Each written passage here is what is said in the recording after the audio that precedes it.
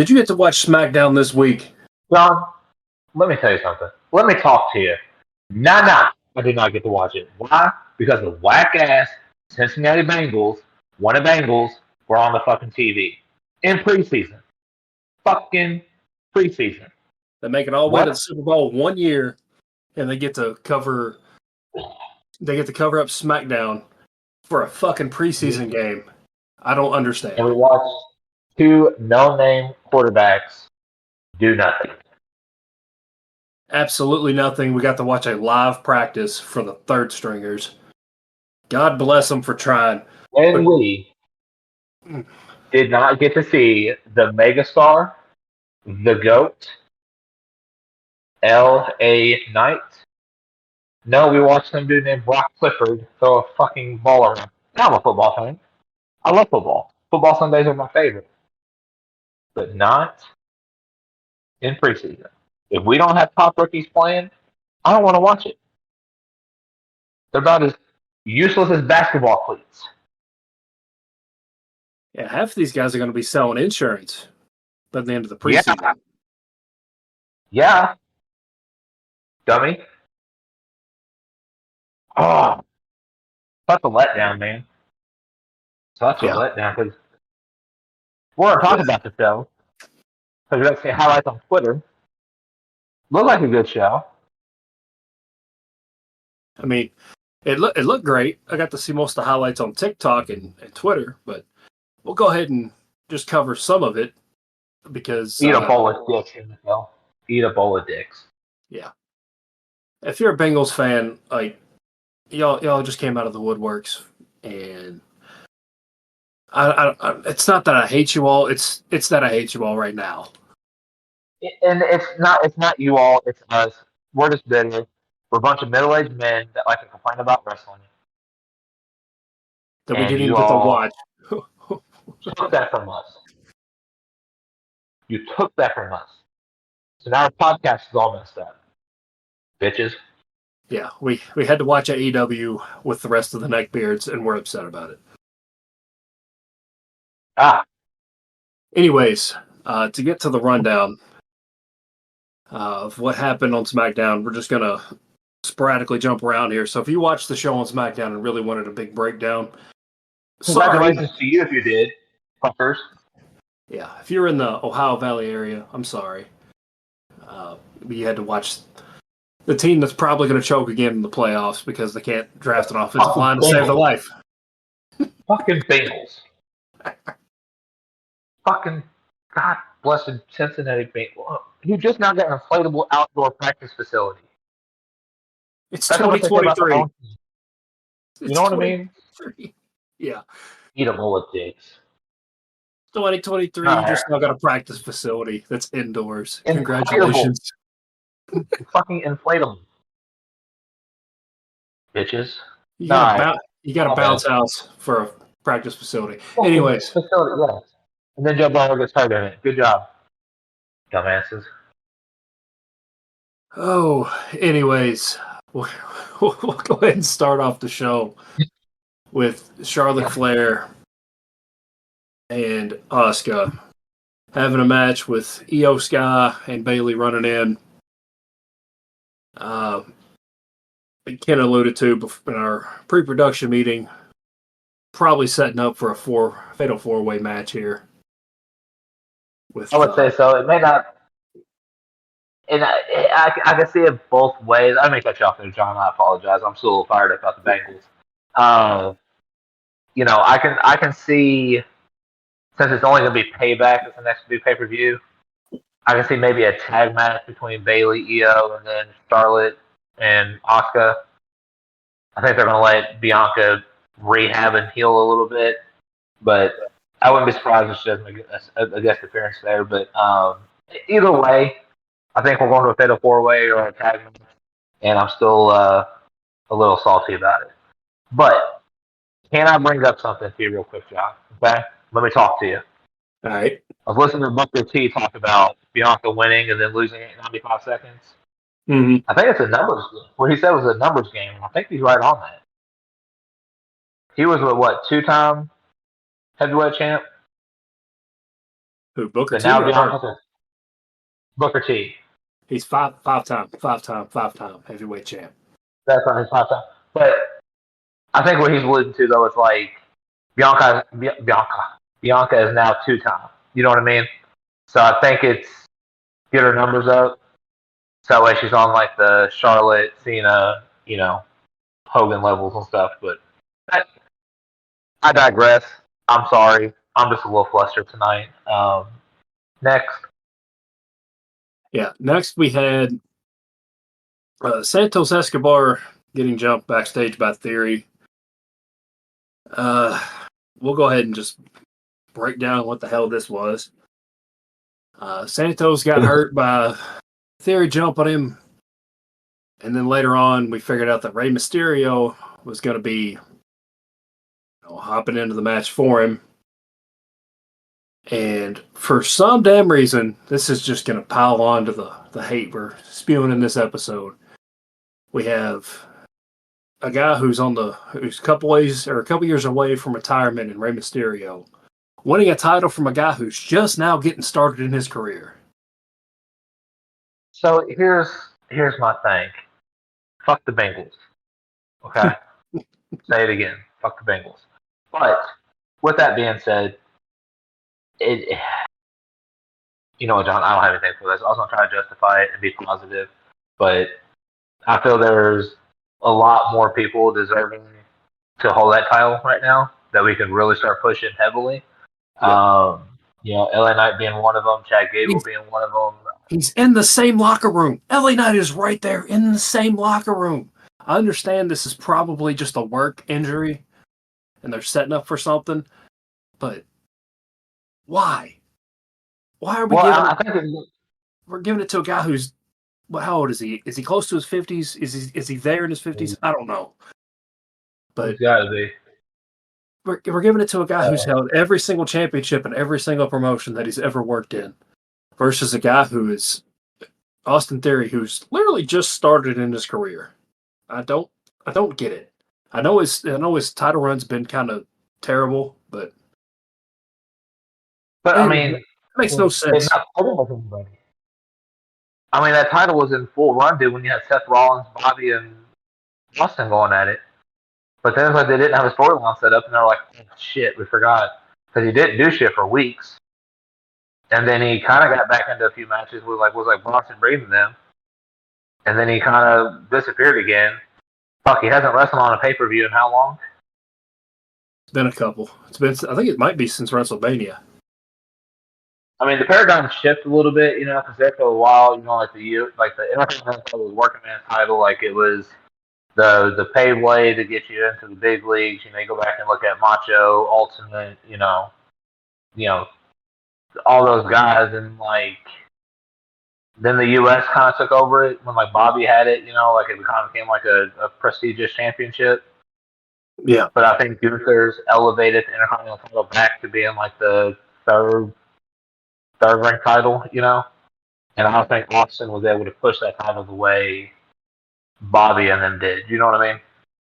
Yeah, I felt like they kind of fumbled it from the start, because when Theory took over it, I felt like there was a lot of momentum to be built there, and they just didn't capitalize on it.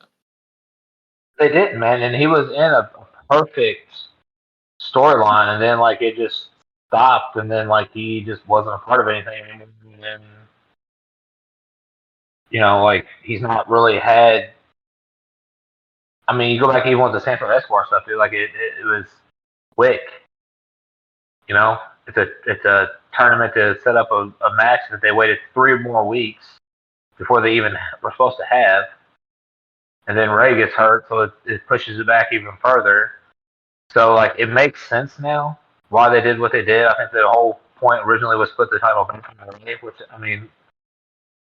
Being a fan of Ray, what he's done for the sport of wrestling is second to none. I mean, he's truly one of the greatest to ever do it. But I think the whole storyline was to put the belt on him, and then he got injured, so then they had to stall it out for 4 weeks. I just much rather them done something with Austin. He's got his own set of problems. I don't think he really connects with the crowd. But when he had that heel just rage theory there for a little bit. that was some of the best work he's done lately. You know. Yeah. Honestly, I like the pompous ass selfie guy that he was at the right before he got the United States Championship. It just made sense. Yeah, and You know what I mean? everybody roasted him, calling Vince's daddy. I thought that was That good. was They could hilarious. have kept running with it, and they just stopped. And it was like all the effort just stopped after WrestleMania.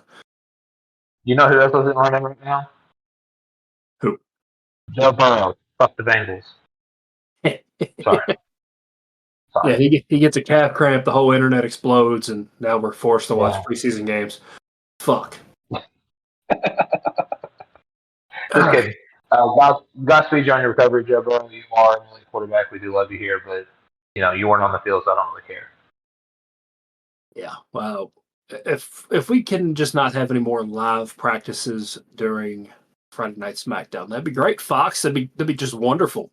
But anyways, Fox is looking to dump the contract because they're trying to get out of it, and they know football is going to be viewed, But fuck the Bengals and the Packers. Who even plays for the Packers anymore?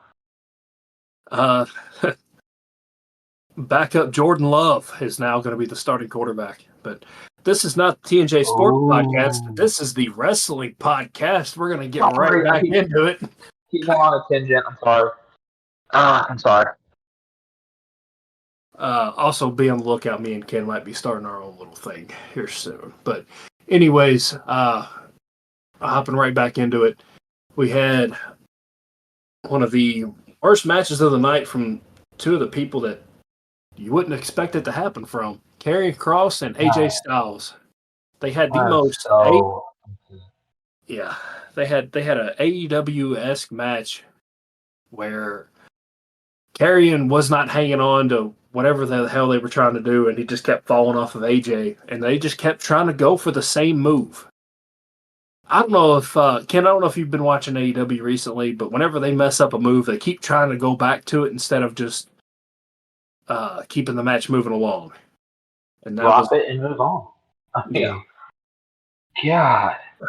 Like, I thought I watched highlights of it, dude. And it's like, God, man, like, you finally get, like, two awesome competitors in the ring, man. Like, we finally get to see Karrion go against, like, a legit top-tier superstar, and then they keep trying to do the same stupid fucking move 4 times in a row. That he just kind of, like, hard drops him, like, oh, got you. No, bitch.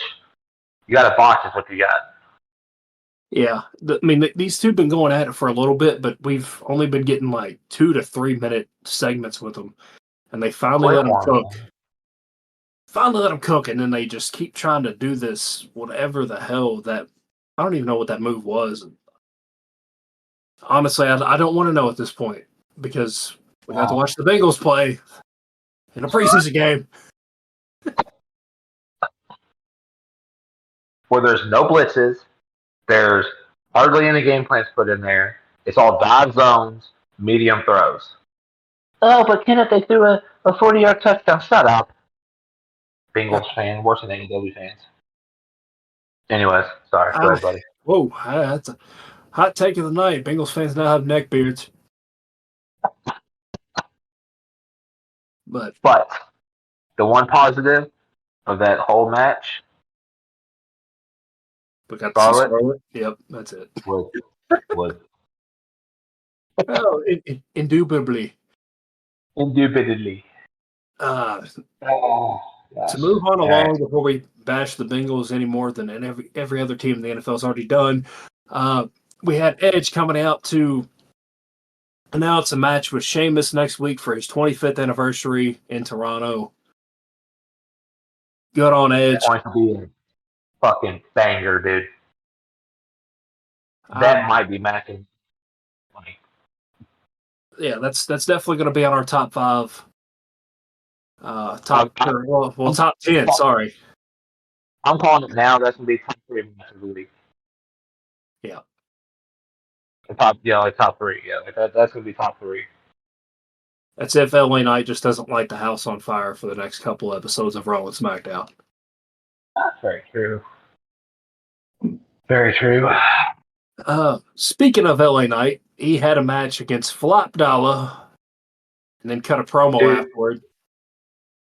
Michael Cole and Top Dollar is by far some of the most comedic gold on SmackDown right now. Dude, Michael Cole does not give him any breathing room. None. Any. He is on that dude's ass 24/7, and I am all the way here for it. All the way. Here's the hot take for me. It's not even that hot of a take. Top Dollar is not that bad of a worker. He just can't jump over the top rope for the life of him.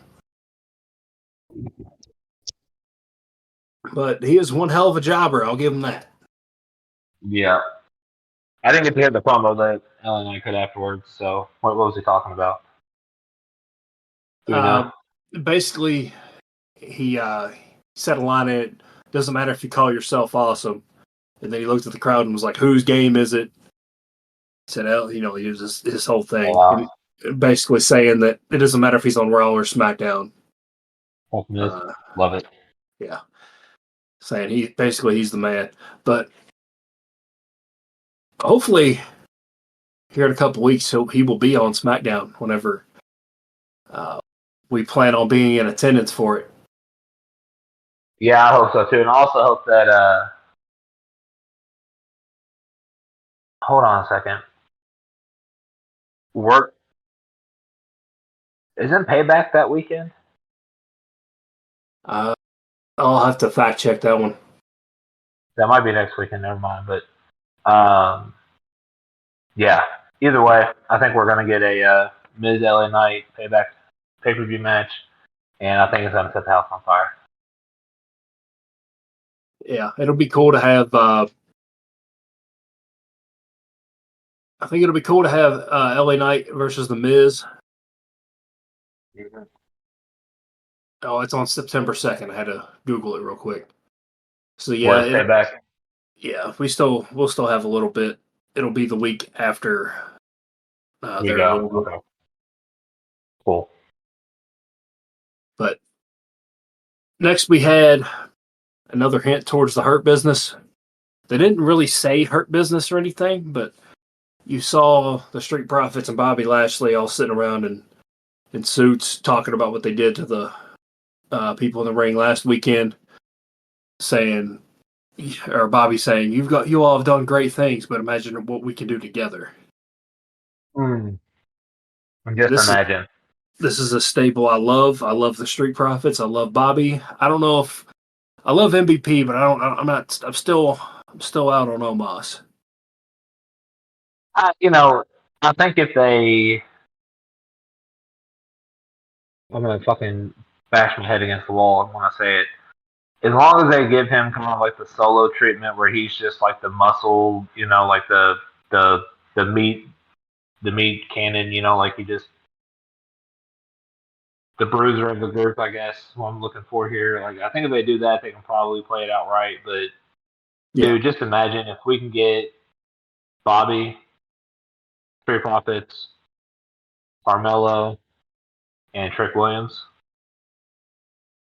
Man, honestly, I want Shelton Benjamin in there too. Cedric Alexander's okay, but yeah, he can go fuck off. I mean, he can. He can go down to NXT, but I need Shelton in this too. If I'm being honest. Or we kick Trick Williams. We give Shelton and Carmelo Hayes together. Now you got two sets of tags in there. Yeah. I mean, I don't know if they're gonna call it. If they're gonna call it the Hurt Business, but it sounds like this is what they're heading to because they're hurting on people. But yeah. Shout out to our boy Donovan the Mammoth Cecil and OVW for calling this on the podcast on YouTube a few months ago. Yeah, he did. I think he picked this when we first started. That was one of the first 6 episodes. Yeah, he called it. Yeah, I mean that first show's a little bit of a rough listen, but if you all go back and listen to it, I'm pretty sure Donovan called exactly what was going to happen. Yeah, and we're not mad at him. Oh, sir. So, But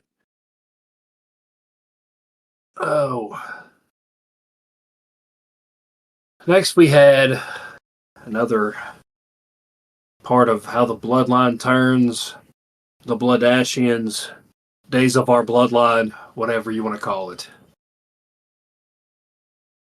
Where John, this was a hard watch. I'm not gonna lie until the end.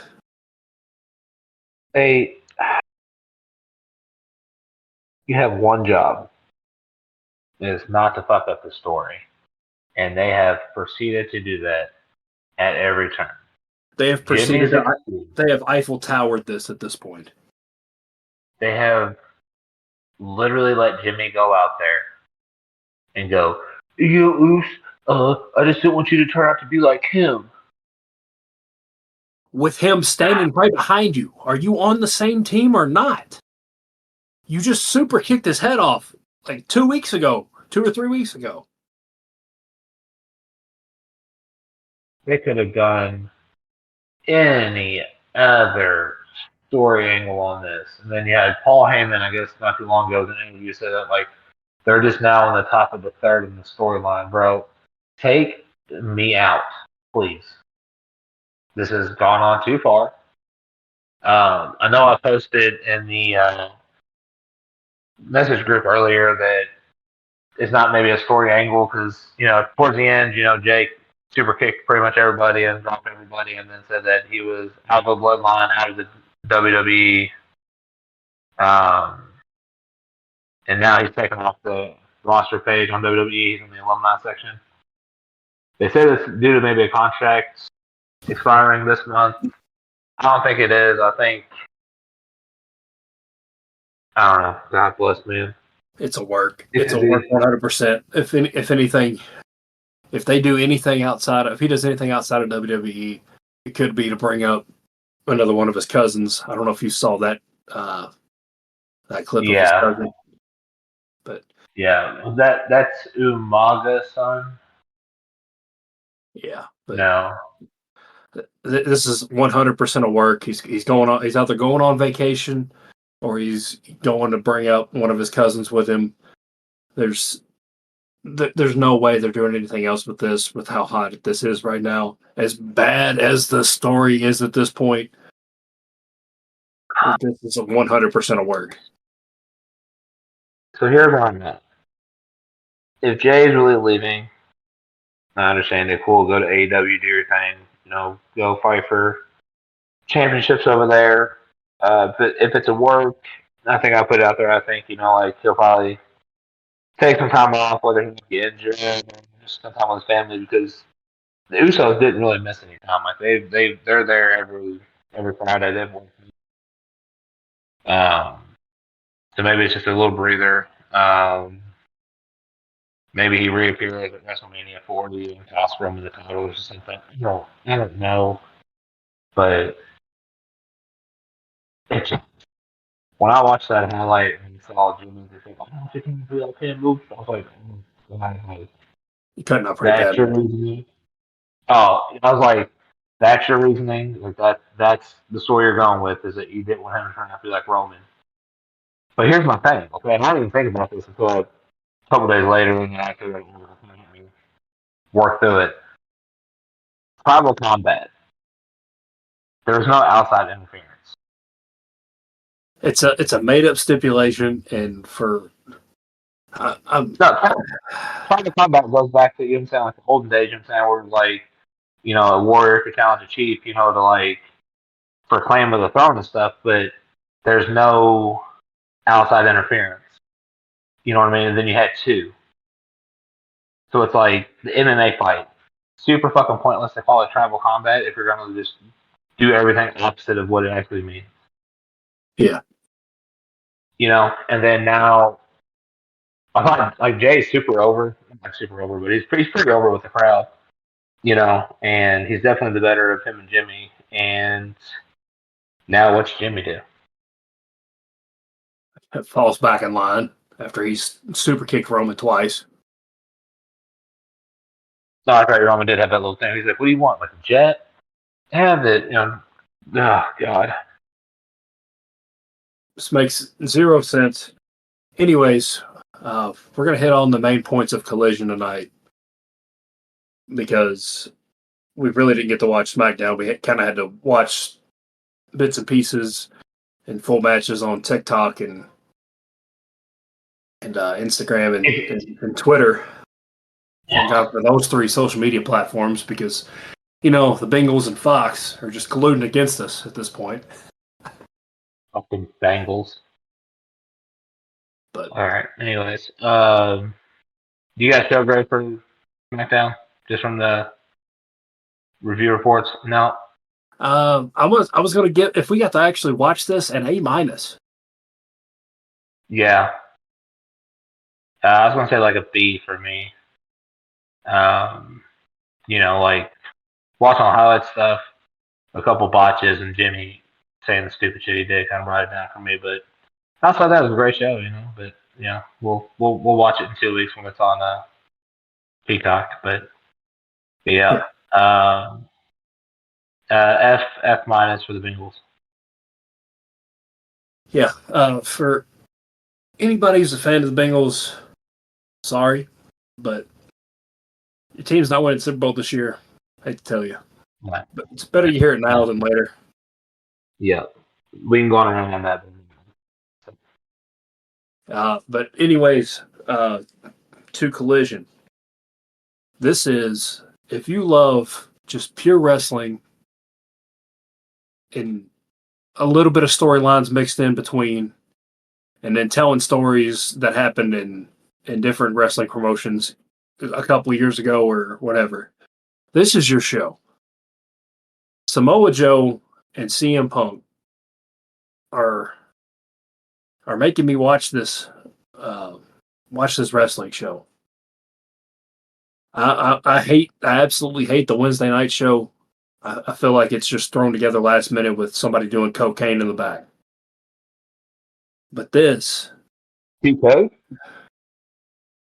this feels like somebody is in the back putting in effort and actually, hiring a booker. Shout out to Tony Khan. But you have the best tag team in all of professional wrestling in FTR. You have arguably, like they could be in the top 2 or 3. In my mind, they're either 1 or 2. In the House of Black being the best faction in professional wrestling, and then you have one of the guys who's probably the best talker in professional wrestling, CM Punk. Yeah. So, if you haven't watched Collision, you probably should before football season gets here.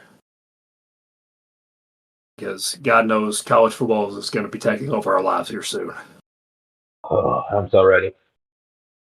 I'm ready too. I want to see what these Wildcats can do this year. They finally got them a decent quarterback. Before we get fully off track here, before we get fully off the rails, there was a segment of Collision where another squash match happened with Samoa Joe choking out. I really don't know the guy's name. Sorry, we did the same thing on Monday where Dakota didn't know the other guy's name. But choked somebody out and then called out CM Punk. Basically saying CM Punk hasn't responded yet and that he might be scared of him to face him again and that it's going to take more than a roll up. Yada, yada, yada. But skipping straight to the main event, this was the best match I saw all week with the House of Black versus CM Punk and CM FTR. It told a story the whole way through. You saw good spots, not a whole lot of flippy shit. Just it's a lot of beating the shit out of each other. If you love classic professional wrestling, this would have been the match for you. You didn't get the circus act bullshit. We're talking like Undertaker, Batista, those type of guys where they just beat the shit out of each other. There's no you know, like you said, I'm fine with the Ricochet, Logan Paul stuff. You know, like it's great and fun, but like when it comes down to like a match that really just pulls you in, that match tonight was the one, right? Yeah. It had all the momentum builds. Good. You're not getting your Will Ospreays, your random. I'm sorry if this sounds horrible. Your random Japanese guys in matches. You're getting what you thought you were watching whenever somebody says, "Hey, we're going to watch pro wrestling." Yeah. And it kind of really goes back to Attitude Era style wrestling, I think, for me, where it's just like you get in and you just work, man. Like, you know, we all laugh and joke about like the leg smacks when it comes to like the kicks and stuff, dude. But like when CM Punk and Aleister Black did that double kick and they synced up that smack perfectly where they both like hit at the same time, And you felt dude, it. you did, dude. Like, and like it's man, I can't even begin to describe like how good that match was. And I gotta be with you too, man. I think that was it. Daxton Harwood, FTR. Yeah. Yeah, like they've got my attention pretty quick. You know, I've just now started kind of getting into AEW a little bit, you know, like watching on a consistent basis. But like every time they get in the ring, dude, it's gold, like flat out. Yeah, they could be facing like Top Dollar and Ashanti the Adonis, given it won't happen anytime soon unless they come back to WWE. But they would make those guys look like main eventers as good as these dudes work in the ring. Dude, and it's just man, like it had power, speed, athleticism, like it had everything, dude. Like they had that double suplex, you know, elbow drop move was on Brody King or something like that. Yeah, that's another dude that's out of all, everybody who was in that match, he's the only one that hasn't worked in WWE in some way, shape, or fashion. That dude is extremely good for like big men in wrestling now. I feel like it's becoming a lost art, and that dude has it. He can do it all to do. I mean, he can move, he can slam, he can do it. Just I was thoroughly impressed with that match on my way Yeah, home, man. Um, I'm with you. I think Collision's really starting to. I think we kind of got like Raw, Collision, then SmackDown, and then like Dynamite. It's kind of like the order of like show quality to me. yeah. But If you want to fall back in love with professional wrestling, though, if you don't want to hear a bunch of talking and a bunch of other storylines and stuff, Collision is the show to watch. dude, honestly, the guy who does the most talking is Punk, and he always does a promo. Like he's the only one that really does like a lot. Because it was the Acclaimed. They come out Yeah, and said something and had you rolling. they come out and rap. They come out and like spit a couple of bars. They rap a little bit. Uh, but they're on both the Wednesday and the Saturday night show Collision. So it's kind of it's hit or miss with them, but they are also must watch TV. Yes, they were good. I watched it last week. Uh, but I don't know, man, I think Collision can kind of get to the point where it's start holding its own, and I think they're going to have to rethink Dynamite because what they're doing on Collision, dude, is top tier stuff, man. Like it's good. I'm really liking it. Yeah. So what's your overall show grade for Collision? From what I've seen, dude, I'd give it a solid B plus A minus. Yeah. You know, I didn't get to watch too much of the beginning part of it, dude, but like that main event's an A plus for me. Man. If I was just giving that a plus, like a grade, that's an A plus. But everything else, like I said, I think probably like an A minus, Yeah. B plus for me. This has every week it has a classic feel. You end on an actual match. Hear me, Triple H, if you actually listen to this podcast, you end on an actual match. Not a run in, not a promo. You end on a match to send the people home happy. It doesn't matter who. Even if you do it though, I mean, like the way they did it with Samoa Joe, just pulling CM Punk, but at that point, House of Black already had Mr. Momentum. You know what I'm saying? Like you already knew that was about to wrap up. You know, like, but yeah, dude, like, man, I again, I'm all about it. Yeah, to give my grade, I'm going to give it a solid A. But I can dig it. You going to wrap it up from here? Buddy, like let's wrap it up. All right. So if you're not following us on all our social medias, you're missing out. We're putting out top fives every other day on TikTok. Pop this potty for the cheap. Make sure you also give us a follow on Instagram and Twitter at Cheap Pop Wrestling Podcast. And give us a follow. We're under the TNJ Sports Podcast on Facebook. With all that being said, this is Hook signing out. This is kind of where we're at.